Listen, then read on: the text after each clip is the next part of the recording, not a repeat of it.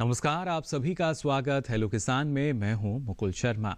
Hello किसान कार्यक्रम में लगातार आपके लिए अलग अलग विषय पर हम जानकारी लेकर आते हैं और हमारे आज भी तो बेहद खास विषय जिस पर आपको हम जानकारी देंगे। क्या विषय रहेंगे, आइए इस पर नज़र डाल लेते हैं। आज हम आपको जानकारी देंगे औषधीय पौधों की खेती के बारे में और बात होगी संरक्षित खेती के अंतर्गत सब्जी उत्पादन की। इन दोनों विषय से संबंधित अगर आप कुछ जानकारी लेना चाहते हैं, कुछ सवाल पूछना चाहते हैं तो आप हमारे टोल फ्री नंबर हैं, इन पर आप हमें कॉल कर सकते हैं। ये नंबर है 1800-113060, साथ ही 1800-113061।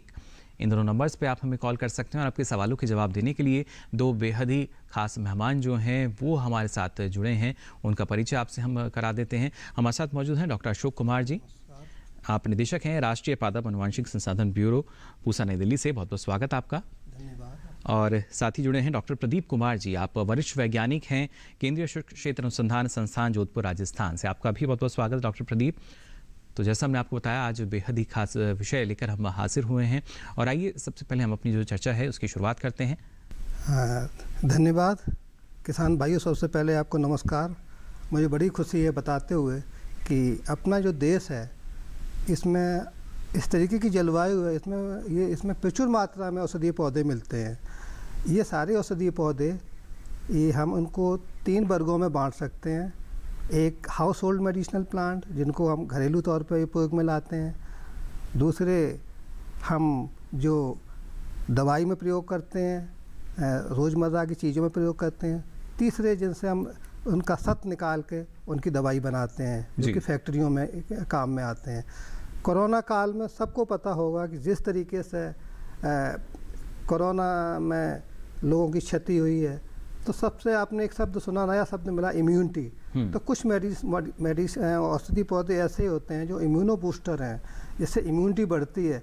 इससे लोगों में इसके प्रति जागरूकता बढ़ी है जी। लोगों में इसके प्रति एक अच्छा इसके प्रति एक उम्मीद बढ़ी है। किस तरीके से हम अपने जीवन को इसको आत्मसात करके सुखी बना सकते हैं जी। ये न केवल औषधीय पौधे एक रोज़मर्रा की यूज की चीज़ है, लेकिन आज के समय में 2-3 साल में हम देख रहे हैं कि अलग अलग एजेंसियों द्वारा चलाए गए कार्यक्रमों से, जैसे राष्ट्रीय पादप औषधि पादप बोर्ड जो कि इसको बढ़ावा दे रहा है, इससे किसानों को खेती करने में भी लाभ मिल रहा है और किसानों का जो उत्पाद है खेतों से सीधा एक अच्छी जगह तक पहुंच रहा है और किसानों को इसका लाभ मिल रहा है। तो देखिए, ना सिर्फ स्वास्थ्य के लिए तो ये लाभदायक है ही, बल्कि आर्थिक दृष्टि से भी अगर देखा जाए तो और भी ज़्यादा लाभदायक। लेकिन कैसे आप इसका लाभ ले सकते हैं, इस बारे में और आपको हम जानकारी देंगे। लेकिन आइए उससे पहले नजर डाल लेते हैं इस खास रिपोर्ट पर।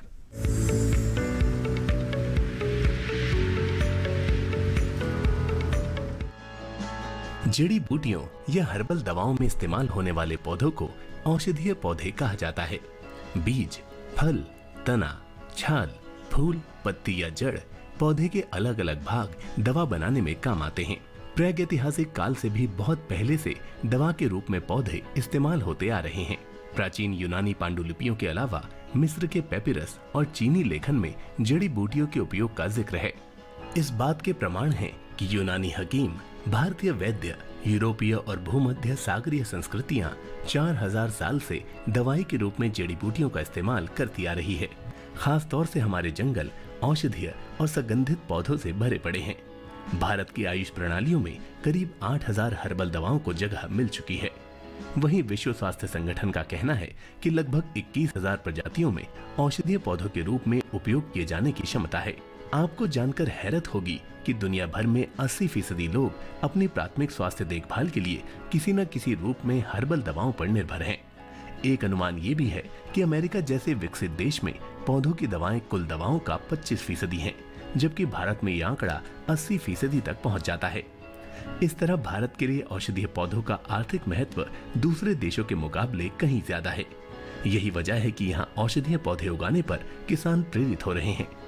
दस्त, कब्ज, हाई ब्लड प्रेशर, शुक्राणुओं की कम संख्या, पेचिस, बवासीर और मासिक धर्म से जुड़ी समस्याओं के अलावा दमा और बुखार जैसी सामान्य बीमारियों के उपचार में पारंपरिक चिकित्सकों ने बहुत गजब के नुस्खे दिए हैं। पिछले 2-2.5 दशकों में हर्बल दवा के इस्तेमाल में जबरदस्त बढ़ोतरी हुई है।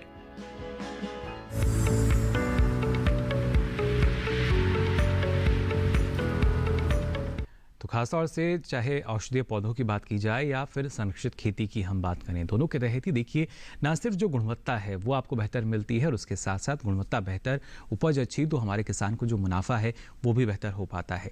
यहाँ डॉक्टर प्रदीप, आपसे हम जानना चाहेंगे, अपनी रिपोर्ट में भी हमने दिखाया किस तरीके से अच्छी गुणवत्ता जो है वो हमारे किसानों को अगर मिलती है तो अच्छा लाभ उसके ज़रिए उनको मिलने लगता है। लेकिन आज के समय को अगर देखा जाए, आज के परिप्रेक्ष्य में अगर हम बात करते हैं, कितना ज़रूरी कि संरक्षित खेती की तरफ भी जो किसान हैं उनका रुझान और बढ़े। संरक्षित खेती एक ऐसा खेती का माध्यम है जिससे प्रति इकाई क्षेत्र जो है अधिक उत्पादन, और इसमें जो रिसोर्सेज हैं, खासकर जो है पानी की बात करें, जो कि दिनों ब दिन या तो कम होता जा रहा है या ख़राब है, और उसका भी बहुत ही ज़्यादा समुचित उपयोग होता है। उत्पादन की बात करें तो 5 से 10 गुना तक ज़्यादा उत्पादन प्राप्त किया जा सकता है प्रति इकाई क्षेत्र से, और पानी की बचत की बात रही तो 70 से 90% तक पानी बचाया जा सकता है। आजकल जो हाइड्रोपोनिक्स में लेट्स हैं और बहुत सारी इंग्लिश वेजिटेबल्स हैं, इन सब की जो गुणवत्ता होती है बहुत ही अच्छी होती है। उनसे जो उनकी डिमांड भी बढ़ रही है। भी जैसा बात चल रही थी कि औषधीय पौधों की, तो आजकल न्यूट्रास्यूटिकल वेजिटेबल्स की भी बात चल रही है।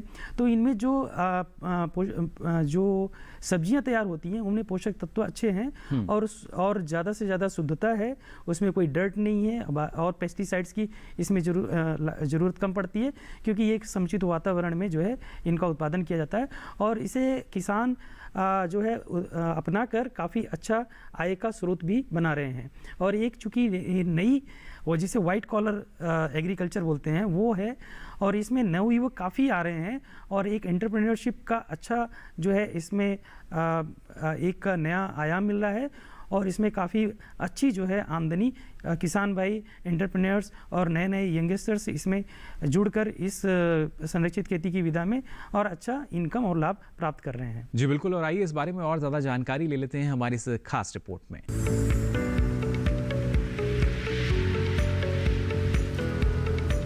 संरक्षित खेती नई तकनीक की वो संरचना है जिसमें एक नियंत्रित वातावरण के अंतर्गत फसलों की खेती की जाती है। इन संरक्षित संरचनाओं में कीट अवरोधी नेट हाउस, ग्रीन हाउस, नई तकनीकों से लैस poly house, plastic low tunnel, plastic high tunnel, plastic mulching और ड्रिप सिंचाई तकनीक आदि शामिल हैं। इन तकनीकों के तहत सब्जी फसलों की साल भर खेती की जा सकती है। पॉली हाउस की बात करें तो इसका इस्तेमाल नर्सरी तैयार करने के लिए भी किया जाता है। साथ ही पॉली हाउस में किसान बेमौसमी सब्जी लगाकर ज्यादा फायदा भी ले सकते हैं। किसान पॉली हाउस में टमाटर, शिमला मिर्च, खीरा, पत्ता गोभी, फूल गोभी, ब्रोकली, हरी प्याज, सेम, मटर, चुकंदर, मिर्च, धनिया, बैंगन और भिंडी की बुआई कर सकते हैं। इसके अलावा पॉली हाउस में करेले, शलगम, मूली, गाजर, अदरक, मिर्च, लौकी और तुरई की सब्जी भी लगा सकते हैं। बिजाई से पहले पॉली हाउस में गोबर की खाद डालकर अच्छी तरह मिला दें। सब्जियों की फसल में समय समय पर काट छांट भी करते रहें। संरक्षित खेती के कई फायदे होते हैं। संरक्षित संसाधनों के तहत फसलों के लिए पानी की जरूरत को सीमित और नियंत्रित किया जा सकता है।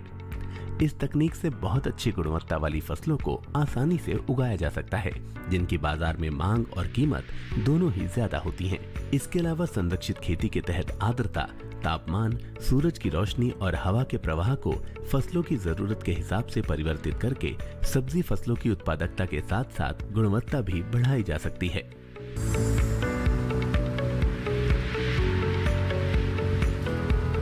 और यही प्रयास कहीं ना कहीं डॉक्टर अशोक हम देखते हैं जो हमारे औषधीय पौधों की खेती की जा रही है उसमें भी बढ़ चढ़कर जो स्थिति है वो नज़र आती है कुछ ऐसी ही।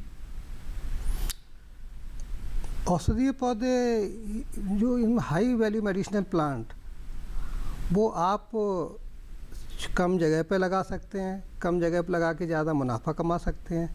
इसके साथ ही साथ आज के समय में आप सोच रहे होंगे प्राकृतिक खेती, ऑर्गेनिक फार्मिंग, तो ये कम जगह में इस तरीके की खेती करके अच्छी गुणवत्ता के प्लांट्स में, जिसमें कि अच्छा जो इनके औषधीय पौधों की खास बात होती है, इनमें कोई ना कोई एक रसायन होता है। वो रसायन उसके एक विशेषता बताता है, गुण विशेष गुण धर्म होता है। तो जब आप उसको आप चाहे संरक्षित खेती में उसको करो या उसको ऑर्गेनिक फार्मिंग के थ्रू करो या एक प्राकृतिक खेती के रूप में आप उपयोग में करो, क्योंकि ज़्यादातर औषधीय पौधे प्राकृतिक रूप में पाए जाते हैं, प्राकृतिक क्षेत्र में पाए जाते हैं और अगर आप उनको प्राकृतिक तरीके से उगाओगे तो उनसे एक अच्छी गुणवत्ता एक क्षेत्र विशेष की गुणवत्ता, एक अच्छा रासायनिक तत्व मिलेगा जो कि उसकी पोटेंसी को बढ़ाता है और उसका अच्छा दाम मिलेगा जी। आप किसी भी तरीके से इस तरीके के हाई वैल्यू मेडिसिनल प्लांट को कम जगह में लगाकर ज़्यादा से ज़्यादा आप मुनाफा कमा सकते हैं जी। और अभी जो समय चल रहा है इसमें अगर हम बात करते हैं आने वाले समय में कौन कौन से ऐसे औषधीय पौधे हैं जिनकी खेती हमारे किसान कर सकते हैं? इस समय आप खरीफ सीजन शुरू होने वाला सीजन शुरू होने वाला है, या आप कह सकते हैं शुरू हो चुका है, 15 जून से शुरू हो जाएगा, 15 जून से लेकर अक्टूबर तक होता है। इसमें बहुत सारे जो खरीफ मेडिसिनल प्लांट हैं हर क्षेत्र के अलग अलग हैं। इस समय आप ग्वारपाठा लगा सकते हैं राजस्थान में, आप अश्वगंधा लगा सकते हैं, आप उत्तर प्रदेश में, बिहार में आप कालमेघ लगा सकते हैं।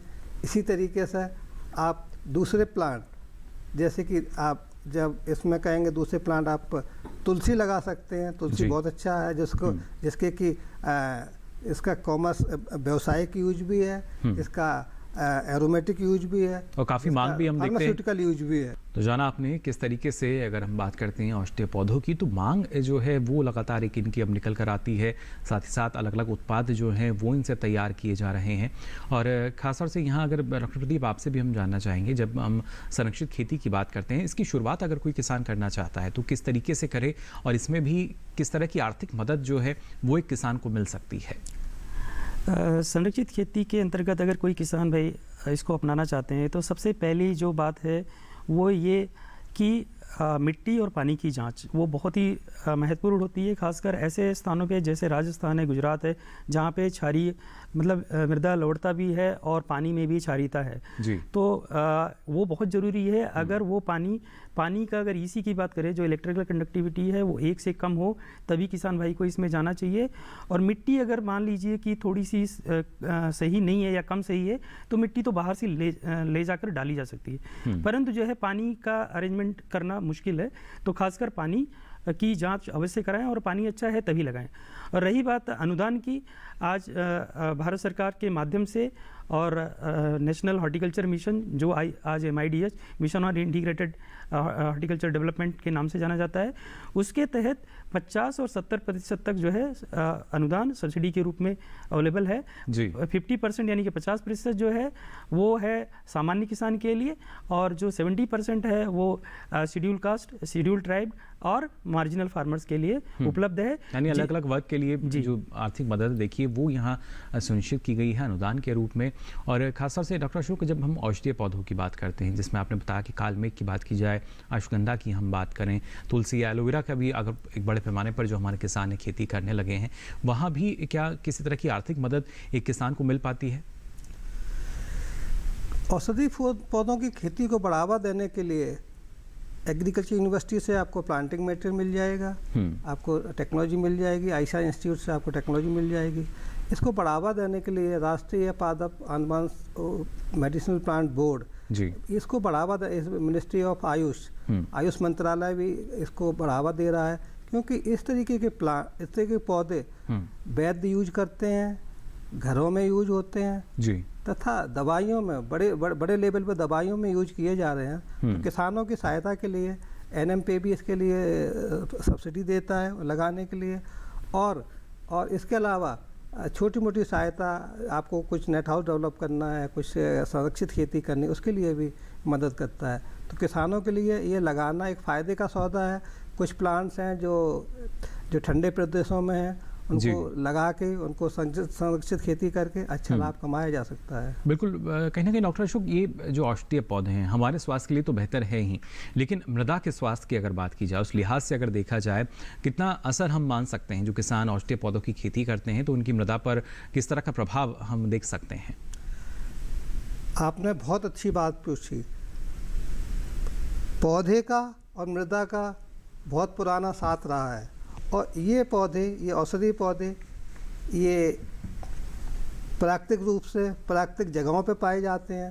तो इनकी जड़ों में, इनकी पत्तों में इस तरीके से डिफेंस में इसको अपने खुद को बचाने की मैकेनिज्म होती है, जिससे कि इनके पास कोई भी हानिकारक कीट पतंगे पैथोजेंस आप कह सकते हैं वो नहीं पहुंच पाते हैं जी। और किसी भी तरीके का। और सबसे बड़ी बात मैं आपको एक उदाहरण देना चाहूँगा। हाँ जी। वेटिवर खस, जिसको खस बोलते हैं, वेटिवेरिया खस, एक एरोमेटिक सुगंधीय पौधा है और उसकी मेडिसिनल वैल्यू भी है। सबसे बड़ी उसकी खास बात है वो उसके मृदा को संरक्षित करता है तथा उसके क्षरण को रोकता है। जहाँ कहीं भी इस तरीके का आपको वेटिवर का प्लांट मिलेगा, बहुत सारे राजस्थान में जहाँ जहाँ इसके प्लांट हैं वहाँ से ज़मीन को, टीलों को नहीं हिलने देते हैं। तो सबसे बड़ी बात है ये उसके संरक्षण का भी काम करता है। कुछ मेडिसिन प्लांट उसके मृदा के संरक्षण का काम करते हैं तथा उसके साथ ही साथ उसकी उर्वरकता को बढ़ाने का भी काम करते हैं, क्योंकि ये पौधे ज़्यादातर नेचुरल कंडीशन में पाए जाते हैं और मृदा के लिए बहुत ही लाभकारी हैं। बिल्कुल, यानी हम मान सकते हैं जैसे मिट्टी का कटाव है, देखिए वो रुक जाता है, और जब मिट्टी का कटाव होता है तो अमूमन जो हमारी उपजाऊ भूमि है वो बह जाती है कभी कभी। और ऐसे में अगर हमारे पास इस तरह के पौधे हैं जो उसको थामे रखते हैं, जो उसकी उपजाऊ क्षमता को और ज़्यादा बढ़ा सकते हैं, तो उनको ना सिर्फ अपने फसल चक्र में हमारे किसान शामिल करें बल्कि उसके ज़रिए अलग अलग उत्पाद का प्रसंस्करण करके भी वो अच्छी आमदनी इसके ज़रिए ले सकते हैं। आगे भी इस बारे में आपको हम जानकारी देंगे, लेकिन यहाँ रुक रहे हैं एक छोटे से ब्रेक के लिए। जल्द हाजिर होंगे, आप बने रहिए दूरदर्शन किसान पर।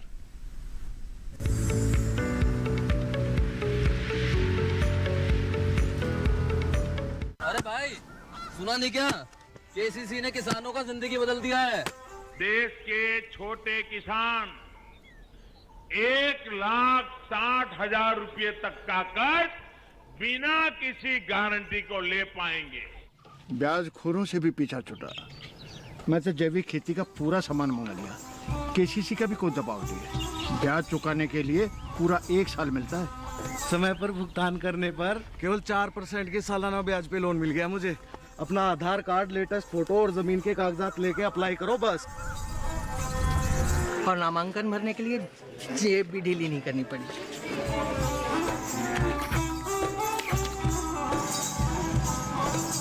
चाचा, उधार चुकाने के 24 घंटे के बाद उतने ही पैसे वापस निकाल सकते हैं। केसीसी ने किसानों की जिंदगी वाकई बदल दी है। तो आप भी किसान क्रेडिट कार्ड अपनाएं और सहजता से ऋण पाएं।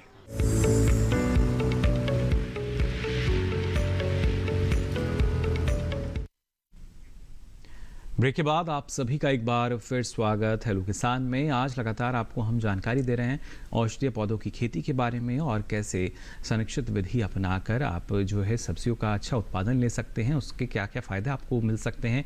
डॉक्टर प्रदीप, जानना चाहेंगे आपसे, जैसे आपने बताया कि जो अलग अलग स्तर पर देखा जाए तो जो अनुदान है उसकी सुविधा हम मान सकते हैं किसानों को यहाँ दी गई है। और भी जानकारी आपसे हम लेंगे, लेकिन एक दर्शक हमारे साथ जुड़ चुके हैं, इनका सवाल हम ले लेते हैं पहले। बहुत बहुत स्वागत आपका राहुल जी, क्या जानकारी लेना चाह रहे हैं? हेलो हेलो हेलो जी, राहुल जी सवाल पूछ सकते हैं आप अपना। हाँ सर जी, मैं पाउडर और लोगों का काफी देख, तो मुझे उसके लिए जो होती है। राहुल जी, आपसे गुजारिश करेंगे अगर आप नेटवर्क क्षेत्र में आके बात करें। आपका जो आवाज़ है, जो आपका सवाल है, वो हमारे पास तक सही ढंग से नहीं पहुंच पा रहा है। मैं चाहूँगा या तो एक बार आप दोहरा दें अपना सवाल। हाँ सर, जो होती कुकुम्बर, उसमें पाउडर में सनलाइट आपको देखा तो लोगों के ड्यूरेबल कंडीशन। चलिए, जहाँ तक हम समझ पाए हैं आप कुकुम्बर यानी खीरे की खेती के बारे में जानकारी लेना चाह रहे हैं, संरक्षित रूप से कैसे इसको किया जा सकता है, और बालाघाट मध्य प्रदेश से हमारे साथ जुड़े हैं। डॉक्टर प्रदीप, क्या जानकारी देना चाहेंगे, किस तरीके से अच्छा उत्पादन जो है और अच्छा मुनाफा भी दे वो हमारे किसान को? जहाँ तक मैं इनका प्रश्न समझ पाया, इसमें कुछ उनके फंगल डिजीज़ है, जैसा कि पाउडरी मिल्डी की बात शायद कर रहे थे। अभी थोड़ा ड्राई सीजन में पाउडरी मिल्डी आने का चांस रहता है और इसके अलावा कुछ माइट्स की भी चांसेस रहते हैं। तो इसमें थोड़ा सा किसान भाई जो है फंजीसाइड का स्प्रे लेना पड़ेगा, जिसमें जो है टेबुकोनाजोल का जो है इसका आप उपयोग करें। इसके अलावा एक पायरक्लोरोस्टोबिन नाम का एक फंजीसाइड है जैसे एमी स्टार टॉप के नाम से आता है, उसका उपयोग कर सकते हैं और उसका जो है रिपीटेड स्प्रे जो है 1 सप्ताह बाद दोबारा करेंगे तो आपका इसका कंट्रोल हो सकता है। इसके अलावा सल्फर 2% डस्ट का भी इस रुकाव कर सकते हैं, उससे भी इसका जो है निदान होगा। इसके साथ ही सल्फर डस्ट जो है जैसा कि बात कही कि माइट, उसका भी जो है समस्या इन दिनों आती है ड्राई सीजन में हाई टेम्परेचर पे, तो उससे भी जो है उसका निदान हो जाएगा। मतलब एक दवा से 2 उपचार संभव है। जी बिल्कुल। तो देखिए किस तरीके से आपकी जो इस तरह की समस्याएं आती हैं उनका समाधान हो सकता है। फिलहाल एक और दर्शक हमारे साथ जुड़े हैं, नंदस्वरूप जी हमारे साथ जुड़े हैं बाराबंकी उत्तर प्रदेश से। बहुत बहुत स्वागत आपका नंदस्वरूप जी, क्या जानकारी लेना चाह रहे हैं? मैं सर जानना ये चाहता हूँ कि औषधि पौधे के जो हाइट वाले पौधे होते हैं उनको बाग के रूप में हम संरक्षित करें जिससे जो छोटे जानवर हमारे पौधों को नुकसान न पहुँचा पाए, एक बार हम लगाएं और कई सालों तक हम उसमें कमाएं। जी चलिए बिल्कुल। कुछ इस तरह की कोई औषधीय पौधा है जो जैसे ही जानकारी लेना चाह रहे हैं कि अगर उसको बाग के रूप में हम लगाएं, जिससे क्योंकि जो छोटा पौधा होता है कहीं ना कहीं जो जंगली जीव हैं वो उसको नुकसान पहुंचा देते हैं, तो और लंबे समय तक जो बाग हमारा है वो चलता है, तो इसमें किस तरह के विकल्प हैं अगर औषधीय पौधों की हम बात करें तो? औषधीय पौधे आपको 1 वर्षीय, 2 वर्षीय और बहुवर्षीय तक अलग अलग वर्गों में ये पौधे मिलते हैं। तो मैं आपको बाराबंकी के लिए मैं आपको बताना चाहूँगा एक एस्पेरेगस रेसिमोसस, उसका साइंटिफिक नेम है, वैज्ञानिक नाम है। इसको हिंदी में शतावरी बोलते हैं। ये करीब 24 महीने में तैयार होता है जी। एक कांटों वाली बेल की तरीके से होता है और सबसे अच्छी बात इसे इसकी नीचे जड़ लगती है, इसकी जड़ें आती हैं और जड़ को सुखा के बेचा जाता है जी। तो आप शतावरी को लगा सकते हैं। दूसरा आपका जो आजकल बहुत चल रहा है, आपने सुना होगा, देखा होगा, गुड बेल जी, टेनोस्पोरा कॉर्डिफोलिया, आप इसको लगा सकते हैं। गिलोय लगा सकते हैं। और बाराबंकी क्षेत्र में बाग में कहीं भी आप देखो गिलोय बहुत सारा मिल जाता है जी। और गिलोय एक पेरिनियल है और काफ़ी दिनों तक चल जाता है, तो आप गिलोय भी लगा सकते हैं। इसके अलावा अगर आप जो कि औषधि भी हैं, फलदार भी हैं, जो कि आपके ईस्टर्न उत्तर प्रदेश में, पूर्वी उत्तर प्रदेश में लगाया जा सकता है, वो है आंवला का भी आप उसको लगा सकते हैं बाग के रूप में, क्योंकि बहुत साल तक आपका चल जाएगा। इसलिए आपको जो बेल वाले पौधे भी हैं जिसको आप झाड़ी बोलते हैं वो लगा सकते हैं, और आपके पेड़ वाले पौधे हो गए। हाँ, अगर आपके पास ज़मीन कम है तो मैं तो आपकी सलाह दूंगा कि आप 1 वर्षीय पौधे के लिए जाएं, एक सीजन वाले पौधे के लिए जाएं, जिसको आप टाइम पे निकाल के आप दूसरी फसल ले सकते हैं जी। चलिए बिल्कुल, तो इस बात का देखिए आपको ख्याल रखना होगा।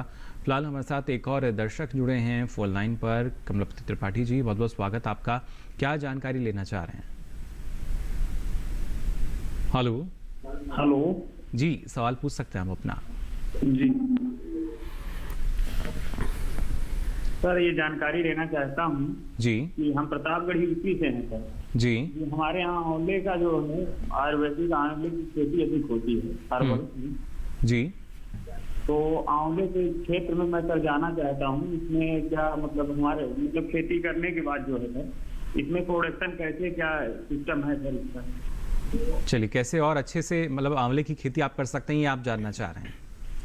सर आंवले की बाग जो है सर लगवा के जो है इसकी खेती करना चाहते हैं सर। चलिए बिल्कुल। इसमें सरकार की तरफ से क्या अनुदान है, क्या सुविधा है, क्या प्रोसेसिंग यूनिट लगाना चाहता हूँ सर अपनी खुद की जी। चलिए, प्रसंस्करण भी ये करना चाहते हैं आंवले का, तो किस तरीके से इनको मदद मिल सकती है डॉक्टर अशोक? हाँ, आंवले की खेती के लिए आंवले में आपको पता है कि नरेंद्र देव कृषि विश्वविद्यालय फैजाबाद ने बहुत सारी आंवले की प्रजातियां निकाली हैं, जैसे नरेंद्र आंवला 7, नरेंद्र आंवला 9, एक नरेंद्र आंवला करके बहुत सारी सीरीज निकाली है। इसके अलावा एक सेंट्रल इंस्टीट्यूट फॉर सब ट्रॉपिकल हॉर्टिकल्चर लखनऊ में, CISH लखनऊ में है, वो भी आंवले पे अच्छा काम कर रहे हैं। आप वहाँ से इस तरीके की इसकी प्लांटिंग मटेरियल की, बाग लगाने की डिटेल विस्तृत जानकारी आप CISH लखनऊ से ले सकते हैं जी बिल्कुल, तो देखिए आपको जानकारी मिल सकती है और साथ ही आपके जो निकटतम न सिर्फ कृषि विश्वविद्यालय बल्कि जो कृषि विज्ञान केंद्र हैं आप वहाँ से भी ये जानकारी ले सकते हैं। अलग अलग जो किस्में हैं, प्रजातियाँ हैं, वो अब उपलब्ध हैं, क्योंकि आंवले के ज़रिए कई तरह के जो उत्पाद हैं, ना सिर्फ कैंडी, मुरब्बा, बल्कि और भी कई ऐसे उत्पाद हैं जो लगातार तैयार किए जाते हैं। और इसके लिए आवश्यक यही कि आप पहले पूरी जानकारी लें और उसके साथ साथ अगर आप प्रशिक्षण भी ले लेते हैं तो काफ़ी मदद आपको इसमें आगे आने वाले समय में हो सकती है। फिलहाल एक और दर्शक हमारे साथ जुड़े हैं, मुकेश जी फोन लाइन पर जुड़े हैं। बहुत बहुत स्वागत आपका, छत्तीसगढ़ से हमारे साथ जुड़े हैं फोन लाइन पर। क्या जानकारी लेना चाह रहे हैं मुकेश जी? जी सर, मुझे जानकारी ये चाहिए थी कि मुझे अपने छत्तीसगढ़ में जी पौधे कहाँ से मिल पाएंगे, औषधि पौधे? क्योंकि मैंने मुंगेली जिले पे पता किया तो मुझे तो बताया कि अभी हमारे पास औषधि पौधे उपलब्ध नहीं है करके। चलिए, मुंगेली छत्तीसगढ़ से हमारे साथ जुड़े हैं। और क्या विकल्प औषधीय पौधों में भी डॉक्टर अशोक, कौन कौन से औषधीय पौधे हैं जिनकी ये खेती कर सकते हैं? छत्तीसगढ़ औषधीय पौधों के लिए एक बहुत अच्छी जगह मानी जाती है। वहाँ छत्तीसगढ़ में औषधीय पौधों को बढ़ावा देने के लिए वहाँ की सरकार ने, वहाँ के ऑफिसर्स ने काफ़ी काम किया है।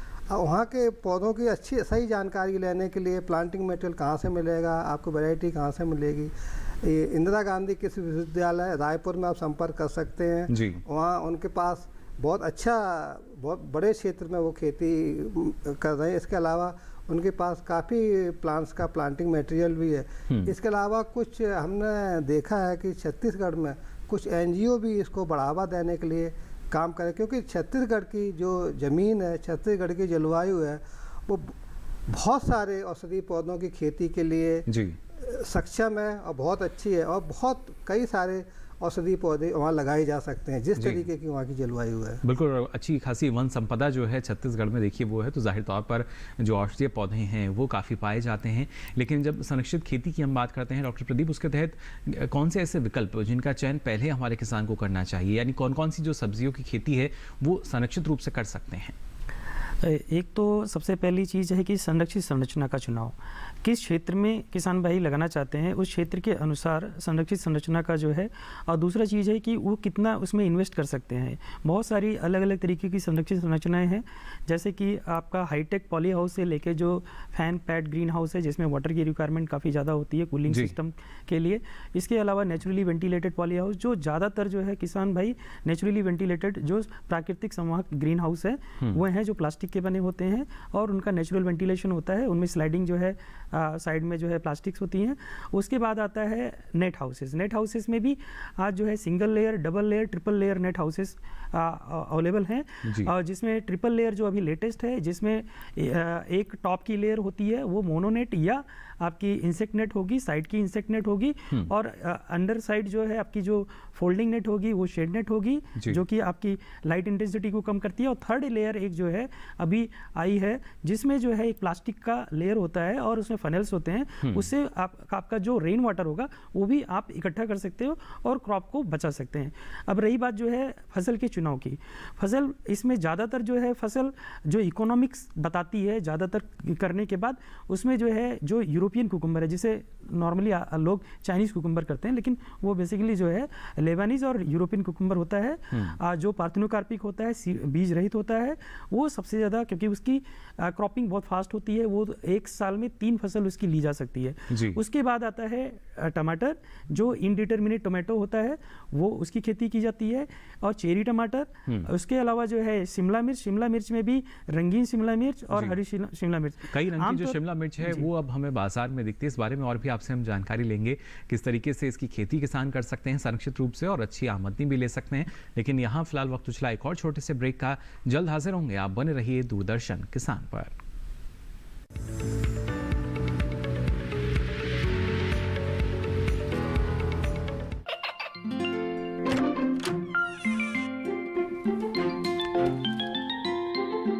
ये क्या हो रहा है? काशवी, इतने कम मार्क्स? काशू बेटा पढ़ा करो, पढ़ोगी नहीं तो आगे कैसे बढ़ोगी? मम्मा मैं भी तो आपसे यही कहना चाहती हूँ, पढ़ा करो। आप पढ़ोगे नहीं तो आगे कैसे बढ़ोगे? मतलब? वो देखो, सिर्फ बैक पर छपा ऑर्गेनिक नहीं, ऑर्गेनिक का निशान पहचानिए। पीजीएस ऑर्गेनिक का ये लोगो। उन किसानों की पहचान है जो आज भी परंपरागत विधि से रसायन मुक्त खेती कर आपके लिए शुद्ध फसल उपजा रहे हैं। अब समझे मम्मा, अगर मैं प्योर ऑर्गेनिक फूड नहीं खाऊंगी तो अच्छे मार्क्स कहाँ से लाऊंगी? अच्छा बच्चों, जैविक खेती की इस मुहिम को आगे बढ़ाइए, शुद्ध ऑर्गेनिक अपनाइए।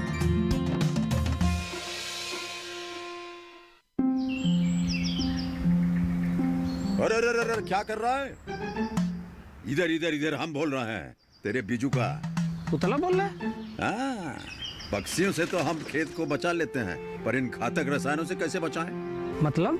देख बेटा, तू जो ये अंधाधुंध रसायन मिलाता है ना, मिट्टी की सेहत बिगड़ने लगी है। और जब माटी ही कमजोर पड़ जाएगी तो उपज कैसे सेहतमंद होगी? हाँ? अरे पहले ऐसा नहीं था। पूछना अपने बड़े बुजुर्गों से, कैसे फसल लहलहाती थी, शुद्धता झलकती थी। हाँ, माटी भी तंदुरुस्त और लोग भी। पहली वाली बात कहाँ? पर अब तो सभी डाले हैं। सब नहीं, आज भी लाखों जागरूक किसान परंपरागत विधि से फसल उगा रहे हैं। खर्चा कम और उपज की कीमत भी बेहतर पा रहे हैं। ठीक है भाई, मैं भी आज से जैविक खेती शुरू करूंगा। माटी से प्रेम की परंपरा है परंपरागत खेती।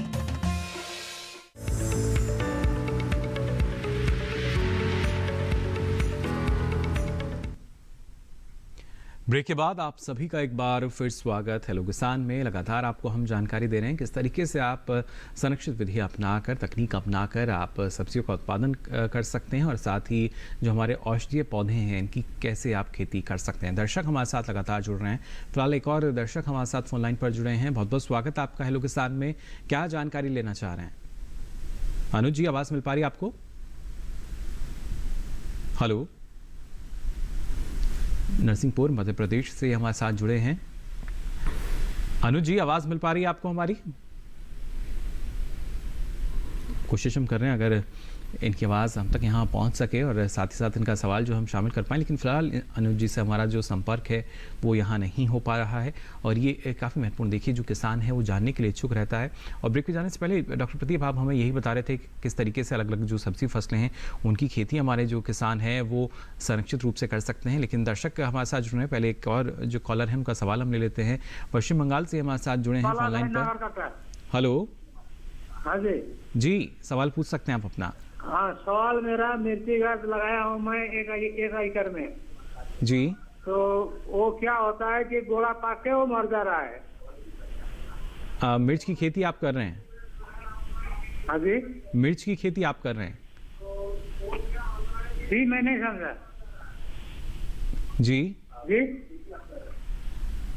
हेलो जी, मिर्च की आप खेती मिर्ची गाछ है ना, मिर्ची जी।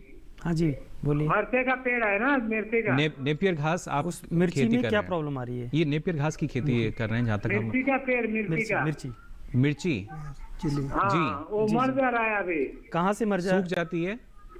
हाँ जी, सूख जाता है जो आपकी फसल है मिर्ची की, सूखने लगती है किस तरीके से? नीचे गोला पाक जाता है, उसके बाद में वो सूख के मर जाता है। अच्छा जी, बताने के नीचे जो गोला सा है वो काट जाता है, उसके बाद वो सूखने लगती है। तो क्या किस वजह से ये? इसका मतलब जड़ आपका जहाँ से जमीन से जुड़ा होता है पौधा, वहाँ से आपका गल रहा है। जी नरबहादुर जी, ये एक्चुअली में जो है सॉइल बॉर्न डिजीज है इसमें, जो फफूंद है। और दूसरा इसमें जो है मिर्ची है तो उसमें विल्ड का समस्या है, वो फंगल भी हो सकता है, बैक्टीरियल भी हो सकता है। तो उसमें जो है आप को ड्रेंच करना पड़ेगा, यानी कि एक घोल बनाना पड़ेगा। जैसे कॉपर ऑक्सीक्लोराइड 3 ग्राम प्रति लीटर की दर से आप एक घोल बनाएं और उसको जो है किसी डब्बे से या आपके जो नैपसेप स्प्रेयर यूज़ करते हैं उसका आगे का खोल दें नोज़ल, और उससे जो तना है उसको भिगोते हुए जड़ को पूरा जड़ में जाने दें।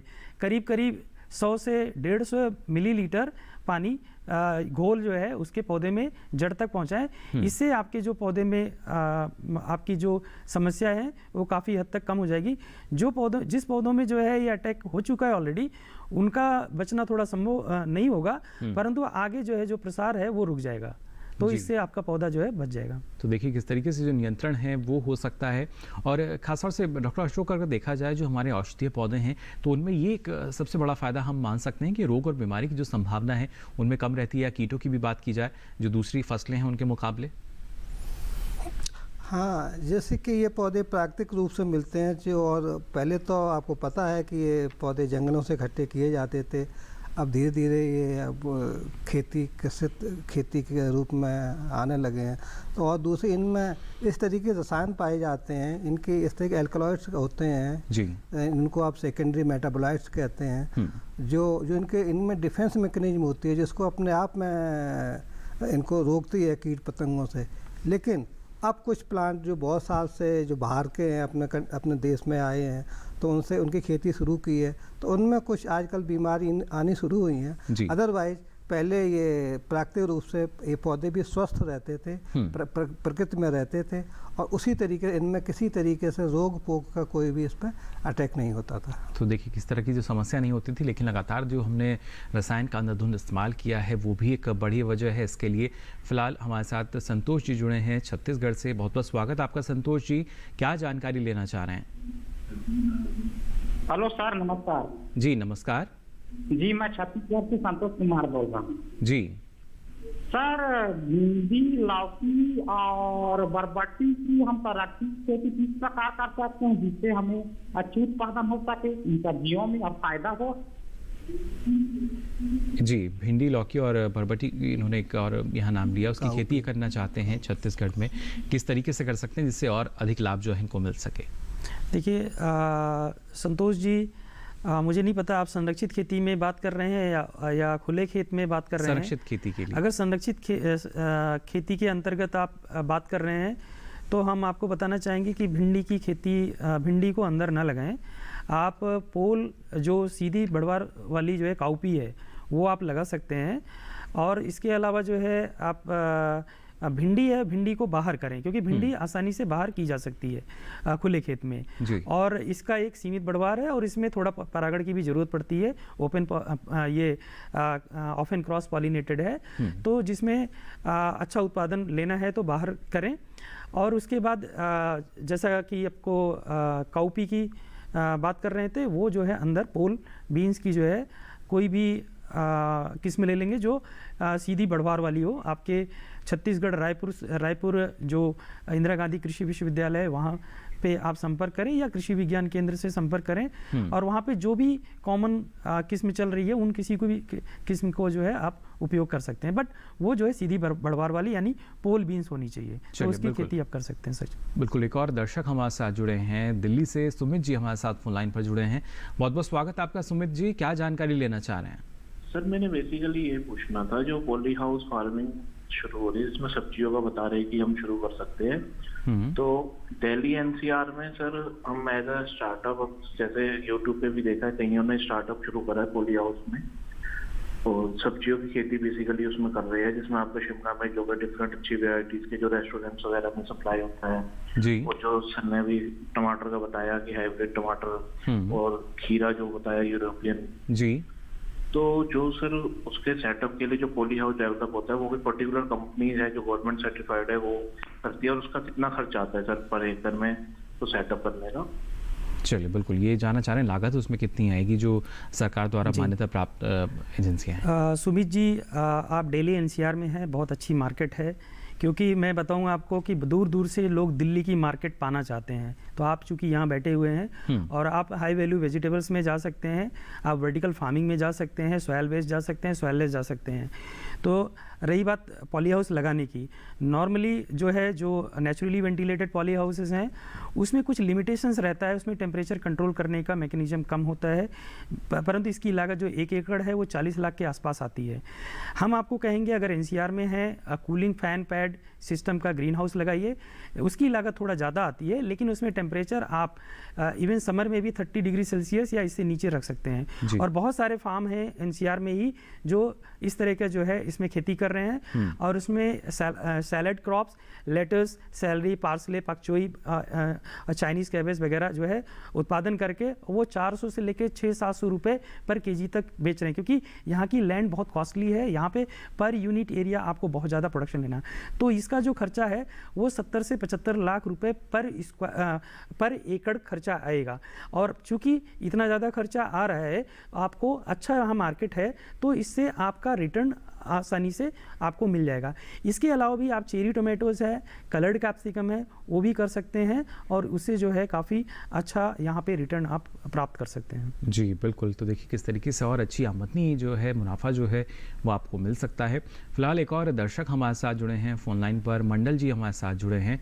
बहुत बहुत स्वागत आपका। क्या जानकारी लेना चाह रहे हैं मंडल जी? पटना बिहार से हमारे साथ जुड़े हैं। मैं पटना बिहार से बोल रहा हूँ जी। यहाँ औषधीय पौधा कहाँ पर मिलेगा, इसकी जानकारी मुझे दें। जी, कौन सा पौधा लगाना आप चाहते हैं औषधीय पौधों में? पटना में ही। पटना के लिए आप जानना चाह रहे हैं कौन से औषधीय पौधे लगाए जा सकते हैं? हाँ, कहाँ अवेलेबल होगा मेरे को? चलिए, उपलब्धता भी कहाँ से होगी? डॉक्टर अशोक क्या जानकारी देना चाहेंगे? बिहार में कृषि विश्वविद्यालय राजेंद्रा एग्रीकल्चर यूनिवर्सिटी इस्लामपुर, वहाँ एक इसका केंद्र है मेडिसिनल प्लांट का, उसमें AICRP सेंटर है। तो वहाँ आपको जिस एरिया में जो बिहार के लिए जो पौधे वो रिकमेंड किए गए हैं या सुझाए गए हैं, वहाँ से उसका प्लांटिंग मटेरियल मिल जाएगा। और अगर आप वहाँ दूर नहीं जाना चाहते तो नियरेस्ट आपका कोई भी कृषि विज्ञान केंद्र है, वो भी इस तरीके के पौधों को बढ़ावा देने के लिए उनके पास प्लांटिंग मटेरियल होता है। उसके पास नर्सरी या पौधे होते हैं जिस तरीके लगाए जाते हैं, या सीड मटेरियल होता है। लेकिन आपको राजेंद्रा एग्रीकल्चर यूनिवर्सिटी में इस तरीके की सहायता जरूर मिल जाएगी। जी, तो देखिए आपको यहाँ से जो सहायता है वो ज़रूर मिल सकती है। और ख़ासतौर से यहाँ हमारे जो दर्शक हैं डॉक्टर अशोक, वो ना सिर्फ ईमेल बल्कि किसान कॉल सेंटर के ज़रिए भी अपने जो सवाल है दर्ज कराते हैं। एक सवाल हमारे पास है हमीर सिंह जी का राजस्थान से, और इनका सवाल है कि खारे पानी में लगने वाले जो औषधीय हमारे पौधे हैं वो कौन कौन से हैं? राजस्थान के लिए मैंने पहले ही बताया, शुष्क क्षेत्र के लिए ग्वार पाठा, एलोवेरा इसको आप कहते हैं, ये बेस्ट है। ये इसी समय अब इसका सीज़न शुरू हो चुका है, शक्कर से लगाया जाता है, और इसको किसी भी तरीके से पानी में और कम पानी में होने वाला पौधा है।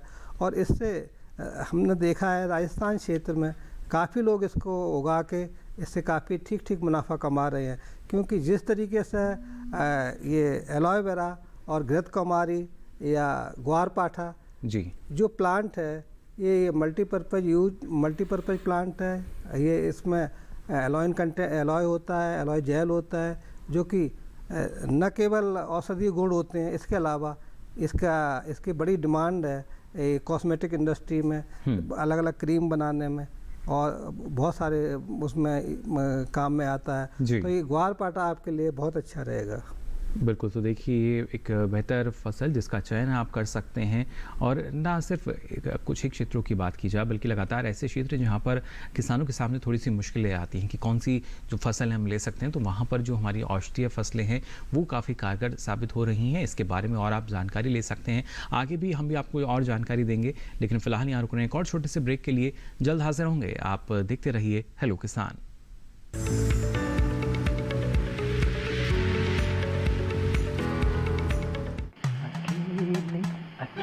अरे वाह भैया, अकेले अकेले। अरे तू भी ले, पर खाएगा कैसे? मैं ऑर्गेनिक खेती की बात कर रहा रे बेटे। अकेले अकेले खेती कब तक करेगा? मतलब गांव में 20-25 किसानों का समूह बना के पंजीकरण करवा ले, फिर सरकारी ट्रेनिंग भी मिलेगी और मुफ्त जैविक बीज खाद भी। फिर BGS ऑर्गेनिक की सरकारी मोहर के साथ तेरी उपज आकर्षक पैक में पहुंचेगी बड़े बाजार तक। अच्छा? हाँ। अरे भाई कहाँ चल दिया? सबको साथ लाने, आमदनी बढ़ाने। तो किसान भाई समझ गए ना? साथ मिलकर ऑर्गेनिक खेती कीजिए, अपनी परंपरा को आगे बढ़ाइए, ज्यादा मुनाफा कमाइए। माटी से प्रेम की परंपरा है, परंपरागत खेती।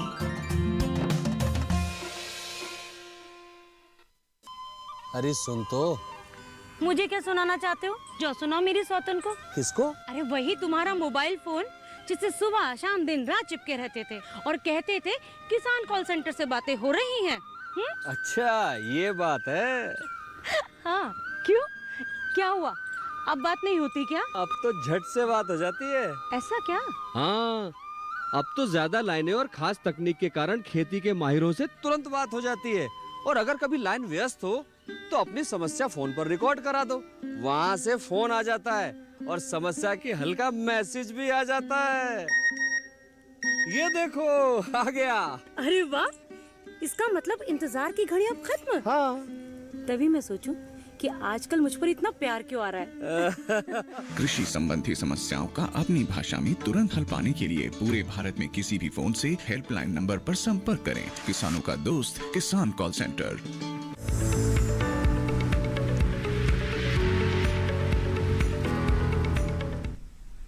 ब्रेक के बाद आप सभी का एक बार फिर स्वागत। हेलो किसान में लगातार आपको हम जानकारी दे रहे हैं औषधीय पौधों की खेती के बारे में और संरक्षित तकनीक अपनाकर कैसे आप अच्छे ढंग से सब्जियों का उत्पादन ले सकते हैं। दर्शक हमारे साथ जुड़ रहे हैं अलग अलग राज्यों से। फिलहाल ओडिशा से हमारे साथ सुशांत जी जुड़े हैं फोन लाइन पर। सुशांत जी बहुत बहुत स्वागत आपका। क्या जानकारी लेना चाह रहे हैं? एलोवेरा खेती कैसे होती है इसके बारे में जानकारी चाहिए। जी मैं चाहूँगा अपना सवाल आप एक बार दोहरा दें। एलोवेरा की खेती कैसे हो सकती है? चलिए डॉक्टर अशोक क्या जानकारी देना चाहेंगे आप इनको? मैं उड़ीसा के लिए अब समझ नहीं पा रहा आपको किस क्षेत्र में किस तरीके की वहाँ की जलवायु जहाँ खेती करना चाहते हैं, क्योंकि एलोवेरा उड़ीसा में जो कि नीचे क्षेत्र है वहाँ नहीं हो सकता। ये जो छत्तीसगढ़ से लगा हुआ इसका क्षेत्र है वहाँ उसकी खेती हो सकती है। तो उसके लिए हम तो आपको यही सलाह देंगे कि नियरेस्ट आपके जो पास सबसे पास वाला कोई कृषि विज्ञान केंद्र हो या छत्तीसगढ़ के रायपुर से आप इस तरीके के प्लांटिंग मटेरियल ले सकते हैं इसकी खेती के लिए।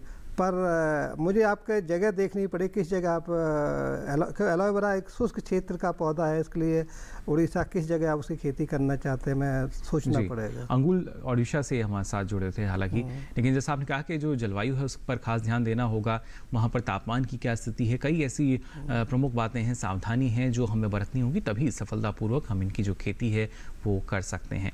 फिलहाल एक और दर्शक हमारे साथ जुड़े हैं फोन लाइन पर। बहुत बहुत स्वागत आपका हेलो किसान में। क्या जानकारी लेना चाह रहे हैं? जी नमस्कार सर।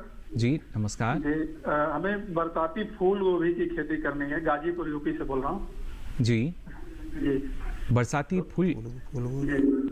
चलिए डॉक्टर प्रदीप क्या जानकारी देना चाहेंगे? सर्वेश जी आप जो है अगेती फूल गोभी की खेती करना चाहते हैं, उसका अभी समय आ गया है। इसका जो है अभी आप कुछ वैरायटी हैं जो अगेती बिल्कुल चलती हैं, तो उसमें एक मैं नाम लेना चाहूँगा 15-22 काफ़ी पॉपुलर है, तो उसकी अभी जो है नर्सरी डाल दें।